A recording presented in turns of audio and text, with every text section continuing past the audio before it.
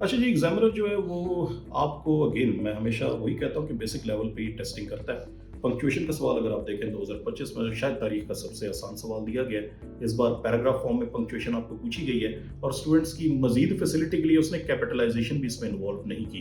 क्यों?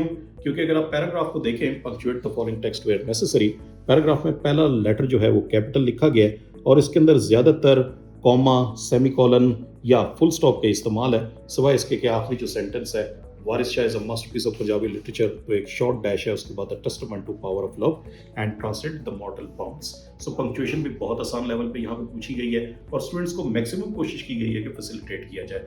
More over, जैसा कि ट्रांसलेशन पे हमने जो है अपनी बहुत सारी जो है वीडियोस भी कंपाइल किए और लेक्चर्स भी जो है कंपोज किए थे, मैंने आपसे हमेशा जो है यही अर्ज किया था कि ट्रांसलेशन के अंदर लिटरल ट्रांसलेशन, मेटाफोरिकल ट्रांसलेशन वो दे दी गई हैं।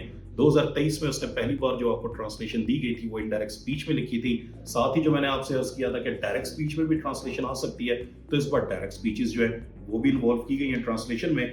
और स्टूडेंट्स कंफ्यूज ना हो, बड़ा क्लियरली जो है इन्वर्टेड कॉमास का इस्तेमाल है उसके अंदर और एंड तक डायरेक्ट स्पीचेस में इन्वर्टेड कॉमा का इस्तेमाल किया गया है। सो ट्रांसलेशन में भी स्टूडेंट्स को फैसिलिटी दी जाती है कि लिटरल ट्रांसलेशन तो कर रहे हैं मगर इडियोमेटिक ट्रांसलेशन यानी कि ओवरऑल आइडिया भी वो बयान कर सकते हैं। सो पेपर को अगर उसके मेरिट्स पे देखें तो ये तमाम रिक्वायरमेंट्स फुलफिल कर रहा था।